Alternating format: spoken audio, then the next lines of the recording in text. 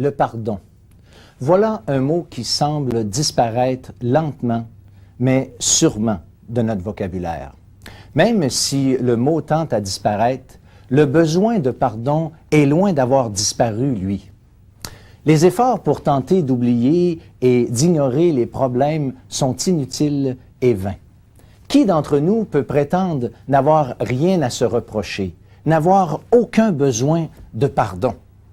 Aussi bien faire face à la musique, regarder les choses en face et parler de vraies choses. De toute façon, même si on n'en parle que très peu ou pas, chacun de nous avons besoin de pardon. Au fond, si on est honnête avec nous-mêmes, combien précieuse serait la certitude de se savoir pleinement pardonné. Nous sous-estimons, je crois, les conséquences négatives qu'engendre l'absence de pardon. Et ce, autant vis-à-vis de Dieu contre lequel nous péchons, que vis-à-vis de nos semblables. La Bible rapporte l'état pitoyable du roi David après qu'il eut gravement péché contre Dieu, ayant commis un adultère et un meurtre. Ce récit nous montre un bon exemple de ce que peut vivre un homme avant de se savoir pardonner. J'aimerais lire avec vous ce qu'il dit lui-même dans un psaume. « Tant que je me suis tu, mes os se consumaient. Je gémissais toute la journée, car nuit et jour, ta main s'appesantissait sur moi. Ma vigueur n'était plus que sécheresse, comme celle de l'été. » Tant et aussi longtemps que David n'a pas expérimenté le pardon, sa santé physique et psychologique se détériorait. Mes os se consumaient, je gémissais toute la journée. D'autres traductions rendent ainsi ce texte. Mes dernières forces s'épuisaient en plaintes quotidiennes. Je m'épuisais sans cesse à gémir à longueur de jour. En langage plus familier, il était au bout du rouleau. Il était de plus en plus à bout. Il ne s'endurait plus lui-même. Il était plus capable de continuer comme ça. Nuit et jour, ta main s'appesantissait sur moi, est-il dit. Chaque jour et chaque nuit qui passait faisait de plus en plus peser sur lui ce terrible sentiment de culpabilité. Il est dit, ta main s'appesantissait sur moi. Celle de Dieu, c'est Dieu qui lui montrait son péché, qui mettait littéralement le doigt sur sa faute. Il est dit, ma vigueur n'était plus que sécheresse, comme celle de l'été. D'autres traduisent ainsi ce passage, j'étais épuisé, comme une plante au plus chaud de l'été. Ou une autre traduction encore, ma vigueur m'abandonnait.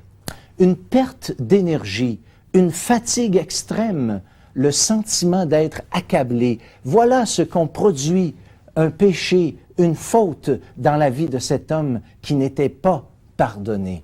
Sans prétendre que ces phénomènes sont toujours causés par la culpabilité, je crois cependant que la culpabilité engendre généralement ce genre de conséquences. Dans la mesure que ces problèmes de santé physique et psychologique résultent de la culpabilité, la seule prescription qui vaille est le pardon. Aucun médicament ne peut soulager une conscience chargée. Quand on parle de pardon, nous devons faire deux catégories qui se ressemblent, mais qui sont distinctes. Le pardon de la part de nos semblables, ou, si vous voulez, entre nous, et le pardon de la part de Dieu. Voici en premier lieu quelques éléments nécessaires au pardon que nous avons besoin d'expérimenter les uns envers les autres. Il nous faut d'abord reconnaître le fait qu'il y a une faute. Cela semble élémentaire, penserez-vous, mais il se peut qu'il y ait eu rupture de relation entre deux personnes qui ait pour origine un simple malentendu. Parfois, une vérification des faits sera suffisante pour arranger les choses.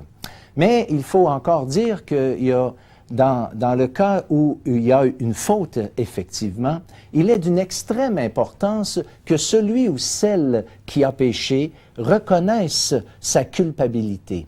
On raconte l'histoire d'un roi qui avait décidé de gracier un coupable parmi les criminels emprisonnés. Ayant passé en revue plusieurs d'entre eux, chacun se justifiait en rejetant la responsabilité sur d'autres. Arrivant devant un meurtrier, celui-ci lui dit pourquoi il était là.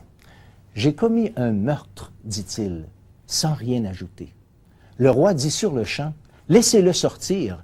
Je lui fais grâce. Il est le seul dans cette prison à reconnaître qu'il est coupable, et c'est à un coupable que je désirais faire grâce. » En effet, reconnaître notre responsabilité est tellement difficile et est une tendance naturelle chez l'homme de rejeter la responsabilité sur les autres ou sur les circonstances. Il est important de prendre la part de responsabilité qui reflète la réalité. Faut-il encore souligner que la personne à qui la faute a été faite soit prête à pardonner, c'est-à-dire qu'elle soit prête d'assumer le tort qui lui a été causé. Telle est l'essence même du pardon. Hiver 1974, je me promenais en auto avec un ami qui m'a demandé de prendre le volant de ma rutilante Chevelle Malibu 74. Ayant fait une fausse manœuvre, il a légèrement dérapé et enfoncé le bas d'une portière. Vous savez, pour vraiment pardonner à mon ami, je devais moi-même assumer le coût de la réparation ou simplement endurer les dommages. Le vrai pardon implique que la personne qui pardonne assume elle-même la conséquence du tort qui lui a été fait. Il est aussi important que la personne qui a péché veuille se réconcilier.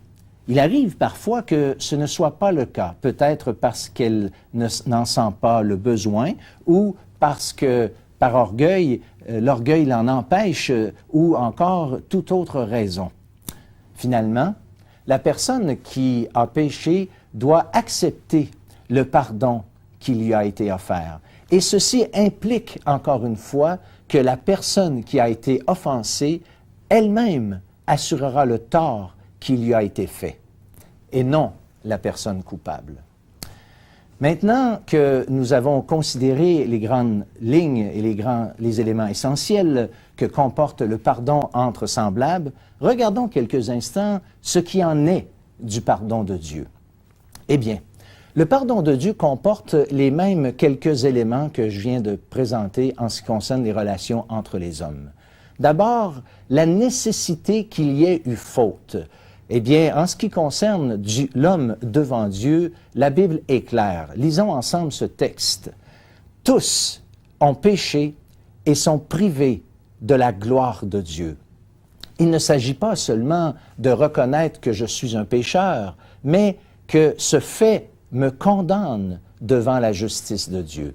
La Bible dit que Dieu ne peut tenir le coupable pour innocent. Donc, chacun de nous avons offensé Dieu. On peut vraiment dire que faute, il y a vraiment. Oui, nous avons péché devant Dieu. Mais justement, il nous faut reconnaître notre responsabilité en cela. En cela, nous ne devons pas imiter nos premiers parents qui, après avoir péché, ont chacun d'eux rejeté la responsabilité sur autrui. La femme, comme excuse, prie et dit que le serpent m'a séduite et j'en ai mangé. L'homme, de son côté, dit à Dieu, « La femme que tu as mise auprès de moi m'a donné de l'arbre et j'en ai mangé. » C'est le propre de l'être humain de rejeter la responsabilité sur autrui. Pour Ève, c'était la faute du serpent. Pour Adam, c'était la faute de sa femme. Un jour, lorsque j'étais à la piscine publique, j'ai loué un casier. J'étais incapable de me rappeler la combinaison pour ouvrir le cadenas. Je suis retourné au comptoir et je leur ai dit que j'avais oublié la combinaison. Quand le préposé eut entendu mon histoire, sa réponse m'a beaucoup étonné. Il dit, « Pour une fois que ce n'est pas la faute du cadenas. » Il n'y a pas de pardon possible, chers amis, en dehors de la grâce de Dieu. Celui qui ne reconnaît pas sa culpabilité ne peut être pardonné.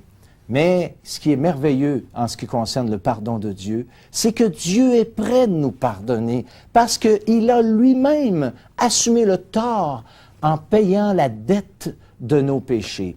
La Bible dit que le sang du Christ qui fut donné pour nous obtenir le pardon de nos péchés. Le Christ lui-même, lorsqu'il instituait la scène, prenant la coupe qui représentait le sang qu'il allait bientôt donner, dit « Ceci est mon sang, le sang de l'alliance qui est répandu pour le pardon des péchés. » Non seulement Dieu est prêt à nous pardonner, mais en nous donnant sa vie, il a déjà assumé le tort que nous lui avions causé. Dans les conditions pour que les hommes puissent se pardonner l'un l'autre, nous avons vu qu'il fallait que la personne veuille se réconcilier. Eh bien, le même principe s'applique pour que Dieu puisse nous pardonner. Nous devons désirer obtenir son pardon. Si vous désirez être réconcilié avec Dieu pour que vos péchés soient pardonnés, eh bien, il n'y manque que vous. La table est mise. Tout est accompli, a dit le Christ en croix. Et finalement, il nous faut recevoir ce pardon de Dieu. Et recevoir ce pardon, ce plein pardon de Dieu, implique que vous réalisiez et acceptiez simplement que Dieu a lui-même assumé entièrement le prix du pardon. Aucune contribution de notre part n'est possible. Personne ne peut se racheter lui-même. Dieu l'a fait pour chacun d'entre nous. Dans l'histoire que j'ai mentionnée tout à l'heure à propos de David, le récit nous rapporte que David, heureusement, n'est pas resté dans cet état pitoyable qui le ruinait littéralement dans son cœur, dans sa conscience et dans sa santé. Dieu lui-même est intervenu en grâce et lui a envoyé un prophète pour le confronter avec son péché. La conscience de David était tellement sensibilisée à son péché que immédiatement il a reconnu sa responsabilité. C'est lui qui va dire après « Je reconnais mes transgressions » dans le psaume 51 et le verset 5. C'est ce même David qui, après avoir vécu de tels sentiments de culpabilité, s'est un jour écrié « Heureux celui à qui la transgression est remise, à qui le péché est pardonné. » Tel est le résultat de ceux qui obtiennent le pardon de Dieu. Leur vie, comme disait mon ami Jean-Pierre, est complètement changée. Il n'y a rien qui est comme avant, après avoir expérimenté le pardon de Dieu. Pour recevoir à notre tour ce pardon, eh bien, il nous faut faire, si vous voulez, dans une certaine mesure, le même itinéraire que David a fait lui-même. D'abord, il nous faut reconnaître qu'il y a eu faute. Dans le cas de David, il avait commis adultère et meurtre. Direz-vous, je n'ai jamais commis adultère ni de meurtre. Mais le Seigneur Jésus est clair. Ceux qui convoitent dans leur cœur, déjà aux yeux de Dieu, font et accomplissent le péché. Et en ce qui concerne chacun d'entre nous, chers amis, devant Dieu, nous sommes tous des pécheurs. Oui, nous avons péché contre Dieu. En deuxième lieu, il est important de reconnaître notre responsabilité. Cette responsabilité qui cesse d'accuser autour de nous et qui cherche des coupables lorsque c'est nous qui, devant Dieu, avons pris des décisions et avons commis certains péchés, ou pour pas dire, on a vécu loin de Dieu, ce qui est, tant que ce que je comprends dans les Écritures, le pire péché que nous puissions commettre. Il nous faut aussi croire que le Christ a lui-même accompli sur la croix cette œuvre nécessaire pour nous obtenir un plein pardon. Lorsque le Christ était là en croix et qu'il disait « Mon Dieu, pourquoi m'as-tu abandonné ?» subissait à cette heure même ce jugement de Dieu. Et c'est pour ce péché, nos péchés, mes péchés, vos péchés, qu'il a livré sa vie. Et qu'est-ce qui est important, c'est aussi de vouloir et désirer être pardonnés. Il y en a qui ne veulent pas être réconciliés avec Dieu. Il y en a qui ne veulent pas du pardon de Dieu parce qu'ils ont décidé de continuer de vivre sans tenir compte de Dieu. Et si vous restez dans un tel état, vous ne pouvez pas être pardonné. Mais la repentance implique ce changement d'attitude pour vous tourner vraiment vers Dieu. Et finalement, par la foi, dans une simple prière, accepter, recevoir ce don du pardon. Si tu connaissais le don de Dieu, nous dit le thème de notre série d'émissions, allez devant Dieu simplement dans la prière. Dites-lui, Père, je reconnais, j'ai péché. J'aimerais tellement être pardonné. Et je réalise maintenant, c'est tellement simple, mais je le réalise, que Christ est mort pour mes péchés et que lui, à cause de son sacrifice à la croix, je peux maintenant recevoir ce pardon. Seigneur, je l'accepte, je le prends maintenant pour moi. Merci, merci Seigneur pour ça.